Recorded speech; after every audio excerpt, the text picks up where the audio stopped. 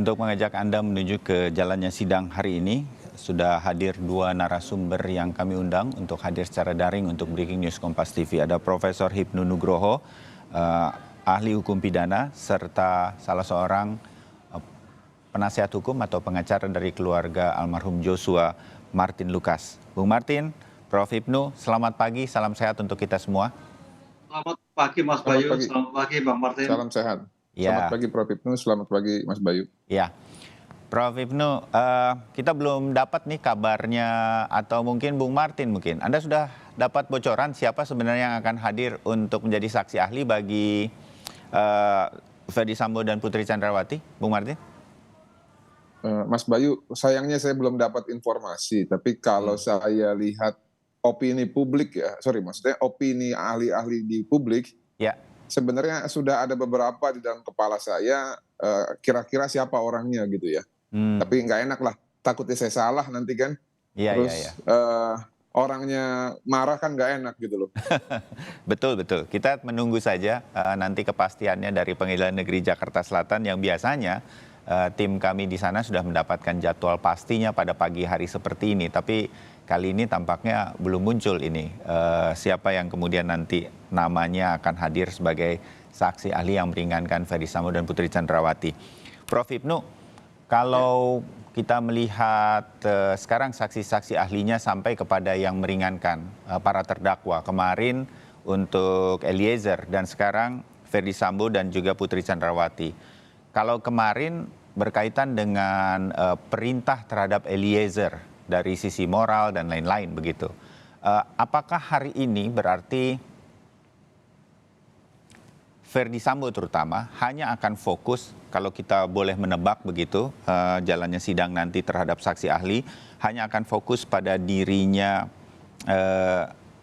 yang memang kepada dirinya sendiri saja gitu, Prof, berkaitan dengan dia melakukan hal tersebut karena ada motifnya gitu, dia emosi begitu, atau dia tetap akan membawa serta Eliezer di dalam kasus ini, karena memang Eliezer mengakui dia juga menembak korban. Kalau menurut Prof. Hipnu? Ya Mas Bayu, jadi betul ada dua dimensi Mas Bayu. Yang pertama bahwa FS pasti berusaha untuk menghindarkan adanya suatu perencanaan. Kalau perencanaan, ya perencanaan. Ini kan suatu konteks kalau kita melihat perencanaannya, yang debatable-nya adalah waktu pelaksanaan eksekusi. Perencanaannya sudah ketemu Mas Bayu, bahwa ada persiapan, ada pelaksanaan. Tapi unsur yang terakhir adalah dilakukan dengan tenang. Nah, disinilah yang menjadi perdebatan, apakah FS ketika melakukan suatu penembakan terhadap Joshua itu dalam keadaan tenang. Karena unsurnya adalah tenang, dan itu unsur bentuk kumulatif, bukan alternatif. Artinya, dari tiga unsur bentuk perencanaan itu harus terpenuhi semua. Nah ini yang saya melihatnya, makanya kemarin mengejar motif terus. Dari motif itu ada suatu sifat kolaps, ada sifat suatu marah, ada suatu sikap yang begitu emosional. Nah, itu yang selama ini ditanamkan. Kemudian yang kedua, dari perspektif bukan turut serta, tapi adalah menganjurkan dan menyuruh melakukan. Ini harus dibedakan. Kalau terkait dengan menyuruh lakukan, memang kemarin saya sepakat ahli bahwa bisa juga yang disuruh bebas. Tapi tampaknya dialihkan adalah menganjurkan.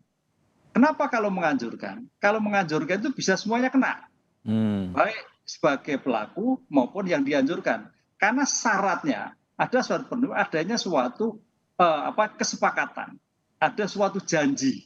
Nah, itu janji yang diinginkan oleh FS ketika nanti ini terjadi akan diberikan seperti ini, akan seperti ini, atau kemudian ada kesepakatan tertentu sehingga memberikan hak atau memberikan suatu harapan bagi yang melakukan suatu eksekusi. Nah, tampaknya dari kemarin dengan melihat seperti ada sesuatu yang diberikan pada pada R, itu akan muncul ke sana. Sehingga sebagai bentuk bukan menyuruh, tapi menganjurkan. Lah itu potensinya kena kalau nanti terbukti Whitlocker sebagai bentuk penganjuran. Begitu Mas itu. Menurut saya seperti itu. Ya, terbayang Prof. Hipnu, terima kasih. Nah, Bung Martin, kalau dari Anda bersama tim pengacara yang lain mewakili keluarga, kemarin sudah saksi ahli yang meringankan terdakwa Eliezer begitu, dan sekarang Ferdy Sambo dan Putri Chandrawati. Apa yang Anda harapkan terbangun demi kepentingan Joshua berkaitan dengan kasus ini, Bung Martin? Yang pasti kita mau keadilan ya. Ya. Apa keadilan? Tentunya setiap orang yang bertanggung jawab dalam hal ini harus dihukum, dalam artian ya dihukum sesuai porsi. Nah, mengenai kemarin ya, saya sebenarnya amazing juga ya bisa menghadirkan orang-orang hebat gitu. Pak Frans ataupun Prof. Frans Magni Suseno, Bang Reza Indragiri. Saya pikir memang apakah ahli ini hanya 3 saja nanti yang mereka hadirkan atau masih diberikan kesempatan lagi untuk Eliezer? Kalau saya sih berharap mudah-mudahan masih diberikan kesempatan ya untuk menghadirkan ahli pidana, dalam hal ini ahli pidana material. Kenapa? Karena ada beberapa poin menurut saya dalam pembelaan Eliezer yang masih bisa dipertajam lagi gitu ya. Nah, lalu yang berikutnya mengenai terdakwa Ferdy Sambo dan PC. Saya tidak tahu apakah hari ini mereka berkasnya ataupun pemeriksaannya digabung atau tidak, tapi kalau kita lihat dari trennya di hari Kamis atau Jumat kemarin ya, itu kan mereka digabung. Jadi meriksa ahlinya bareng-bareng.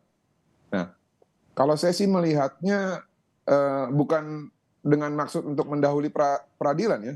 Ya. Saya melihatnya sepertinya sih 340 sudah hampir mutlak ya buat mereka. Tapi apapun itu, ya ini namanya persidangan, setiap orang memiliki kesempatan untuk membela dirinya, dan kita harus menjunjung tinggi juga semangat keadilan yang sama, fair trial, kesempatan yang sama untuk para terdakwa. Nah, namun kalau saya menganalisis, sepertinya sih sulit untuk lepas dari hukuman untuk FS dan PC.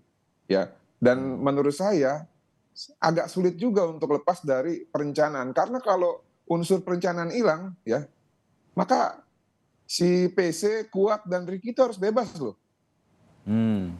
Karena mereka tidak melakukan apa-apa ya, yang sampai saat ini tidak terlalu aktif, tidak ikut menghilangkan nyawa, tidak ikut menembak, tapi ikut dalam perencanaan dan juga skema yang diatur oleh dalam hal ini ya terdakwa Ferdy Sambo.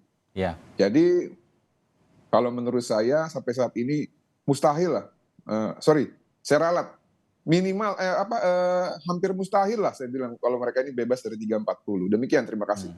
Baik, kita sudah dapat analisa dari Anda Bung Martin dan juga Prof. Hipnu. Kita jeda sebentar untuk kembali lagi dalam obrolan kita pagi hari ini.